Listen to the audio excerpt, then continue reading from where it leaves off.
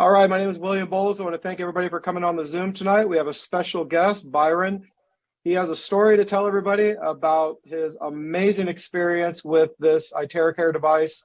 Before I get started, before we start the Zoom here, there are no medical claims made about this device because it is not a medical device. So it does not cure, mitigate any disease. It is a physiotherapy device. And again, it is not a medical device, and we make no claims about it being a medical device or being able to cure anything. So I want to give this over to Byron. And Byron John, thank you for coming on tonight. You've got an amazing story, and I'm so thankful that you and your wife decided to share that with the Terahertz Pipe International world. And please tell us what happened. And I just want to make one disclaimer here, though. If you're squeamish in any way, the photos that you're about to see are very graphic, and I think it's necessary to show what this man has been through to see these. He's done a great job putting that together here tonight. So Byron, we'll go ahead and let you take over. Thank you again for coming on. Okay, everyone can hear me just fine, right? Yes.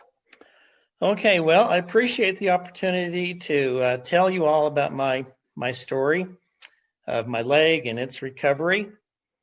Let me just say from the onset, I don't think that I've got a market on suffering. Everybody's got a story, but I think I've got a pretty good story myself. So just a little bit of background. I'm 68 years old, and for the most part, I've been a very healthy person all my life. I've enjoyed being outside. I enjoy sports. And I've had a really nice quality of life. But on October 6th, 2021, so that's almost eight months ago, everything kind of changed and came to a halt. So here we go with the graphic pictures. So on that day, I was up on a roof of a gazebo, measuring it for some metal roofing to put on it.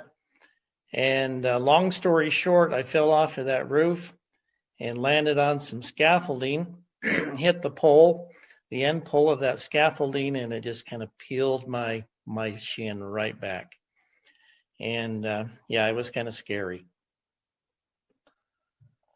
So you can see that's bone right there, and this is muscle, and if you're knowing body anatomy, you can see a lot of stuff going on right there. While I was in the hospital getting stitched up, the doctor told me, you know, shins are terrible to heal. They're notoriously slow healers because you have poor blood circulation to that part of your body. And that gash was 9.5 inches long, and took 25 stitches to stitch it up. I was kind of naive of the situation. My body's always been a good healer. And I thought, you know what, in about a month, I think I'll be just fine and be going about my normal activities again. And boy, was I wrong. So 1 month turned into two turned into 3. And now, like I say, I'm going on 8 months and probably still have a little bit of healing still to go.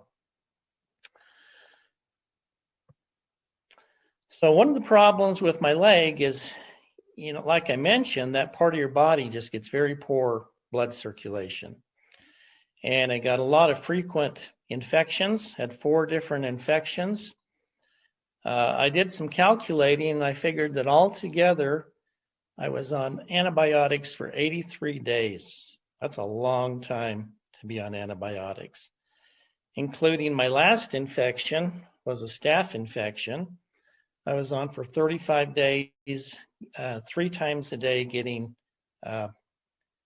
intravenous IV infusions with a PICC line to my heart. Also, during that 8 months, I've been on painkillers almost the entire time. That's the only way that I've been able to deal with the pain and especially sleep at night.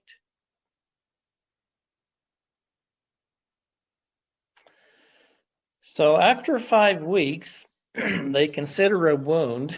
If it hasn't healed up by then, it's considered a chronic wound. And that was certainly my case. Let's see, I think I skipped one slide. I did. What I wanted to show you here is after 5 weeks, all my skin was dying around the wound. And it started to smell. I told my wife, gosh, I can hardly stand to be around myself. It's starting to stink. So I knew I was in trouble when my leg turned gray and all of this started going black. So after those 5 weeks, I started going to a wound center at a hospital. I had weekly visits, and I went to those every single week for 21 weeks. Just to let you know a little bit of the cost of that, I was charged $544 every single visit. And then if they did something special to it, like a skin graft or maybe a little bit of surgery on it, that was an extra charge. So very expensive. What they typically do with a wound like this at a wound center is, first thing they had to do was tear off those scabs.